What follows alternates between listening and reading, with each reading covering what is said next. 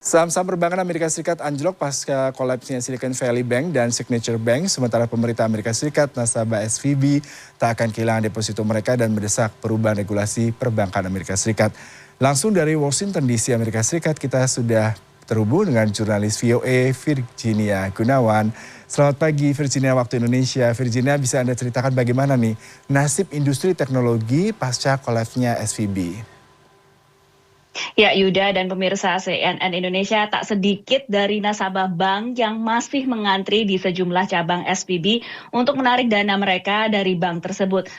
Seperti yang kita ketahui dari namanya saja, kita familiar dengan istilah Silicon Valley sebagai julukan bagi daerah di California, markas raksasa teknologi yang ada di Amerika Serikat. Nah, dalam websitenya yang ngomong-ngomong masih aktif nih, SVB ini menyebutkan 44% dari startup di Amerika Serikat yang didukung modal Ventura dan melakukan penawaran umum atau IPO adalah klien SVB.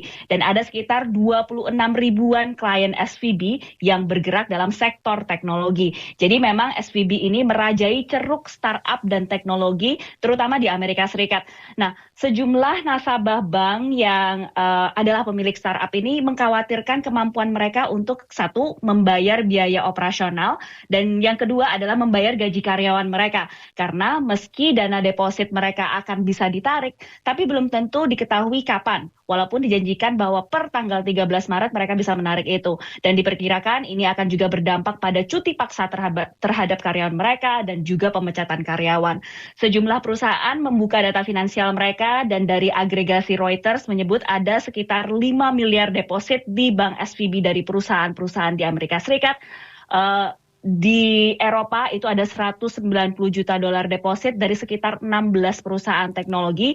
Sementara dari harian South China Morning Post melaporkan sejumlah startup Tiongkok punya afiliasi dengan SVB, namun belum ada yang secara terbuka mau menyebut berapa angkanya dan mengakui bahwa mereka punya afiliasi atau berdeposito di dalam SVB. Tak hanya di Amerika Serikat, SVB itu juga kerap dijadikan pembuka jalan bagi startup di Tiongkok untuk masuk ke Amerika Serikat atau sebaliknya, karena bisnis model dan persyaratan dari SVB ini sangat mendukung ekosistem startup dan tidak sedikit startup Tiongkok yang memarkirkan dana yang mereka peroleh dari modal Ventura Amerika Serikat sebelum dialihkan ke Tiongkok. Yuda. Iya, lalu bagaimana dengan bank lain yang menanggapi ambruknya SVB dan terutama terkait bank terakhir yaitu Signature Bank? Ya, seperti tadi yang sudah Yuda sampaikan, saham sejumlah bank di Amerika Serikat, terutama yang skalanya menengah dan berjangkauan regional, itu terdampak di kisaran 21 hingga 25%. Mereka turun 21 hingga 25% pada hari ini. Sementara bank-bank besar seperti JP Morgan Chase itu turun 5%, dan Bank of America itu turun 3%. Nah, di luar komunitas startup dan juga teknologi di Amerika Serikat, nama Silicon Valley Bank ini bukanlah brand yang banyak dikenal. Meski merupakan bank terbesar ke-16, tapi ini bukan bank sehari-hari yang dipakai oleh warga karena nasabah terbesar mereka itu memang di startup, model Ventura, dan juga pekerja teknologi yang penghasilannya itu tinggi. Nah, kolapsnya SVB dan Signature Bank yang notabene-nya itu adalah niche bank, ini jadi mungkin keuntungan bagi sejumlah bank besar karena mendapat limpahan aplikasi nasabah baru. Nah, ini dilaporkan oleh Bloomberg News, Bank of America, bank terbesar kedua di AS ini menerima deposito sekitar 15 miliar dolar pasca kolapsnya SVB.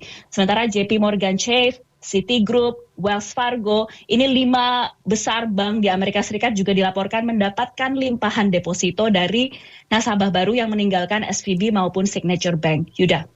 Baik, lalu adakah langkah tertentu yang dilakukan pemerintah Amerika Serikat untuk menjamin nasabah para bank ini? Ya, Lembaga Penjamin Simpanan Federal Amerika Serikat atau FDIC mengumumkan untuk memberikan backstop atau semacam jaminan kepada deposan SVB hingga 175 miliar dolar Amerika Serikat. Dengan melakukan langkah ini, sebenarnya pemerintah Amerika Serikat itu memberikan pengecualian karena jaminan deposito itu di Amerika Serikat ada batasnya. Batasnya adalah 250 ribu dolar per nasabah. Nah, otoritas federal juga telah akan melelang aset-aset dari SVB yang dilaporkan mencapai 200 miliar dolar yang nantinya ini akan menutup biaya jaminan yang dibayarkan ke nasabah. Nah, dengan skema seperti ini, pemerintah Biden menyebut langkah ini bukanlah sebuah langkah bailout atau dana talangan karena tidak menggunakan uang pajak atau tidak menggunakan uang rakyat untuk menalangi kerugian dari SVB, namun tidak sedikit pengamat keuangan dan juga perbankan yang menyebut secara teknis ini adalah bailout karena adanya upaya pemerintah untuk menghindari kerugian swasta. Jadi ada intervensi pemerintah. Nah, pemerintah Biden juga umumkan akan merilis aturan perbankan baru yang menurutnya aturan perbankan saat ini itu dilemahkan oleh keputusan mantan Presiden Donald Trump yang pada saat ia menjabat menaikkan standar pemantauan perbankan Amerika Serikat dari 50 miliar dolar ke 250 miliar dolar. Jadi dinaikkan yang mengakibatkan bank-bank seperti SVB yang sebelumnya itu punya aset 209 miliar dolar ini tidak dikenai pemantauan yang lebih seksama. Jadi karena lebih longgar itu mereka di threshold yang belum sampai ke situ, jadi mereka tidak dikenai pemantauan yang lebih seksama. Sementara Departemen Kehakiman dan juga Komisi Sekuritas dan Bursa Saham Amerika Serikat atau SEC, mereka sedang melakukan investigasi atas ambruknya SVB, terutama atas dugaan insiders trading atau perdagangan orang dalam. Meski demikian, investigasi seperti ini belum pasti akan berujung pada tuntutan hukum karena secara umum kalau ada institusi finansial atau perbankan yang kolaps dalam waktu cepat di Amerika Serikat, maka akan dilakukan investigasi untuk mengetahui apakah ada oknum yang mendapatkan keuntungan dari kolapsnya institusi finansial tersebut. Tidak. Iya, Virginia, terima kasih untuk laporan langsung Anda yang begitu sangat eksploratif dan detail sehingga membuat banyak sekali insight buat kami di sini terkait dengan kondisi di Amerika dan global, terutama pasca SVB yang mengalami kolaps. Terima kasih atas waktu Anda. Selamat bertugas kembali. Selamat malam, Virginia.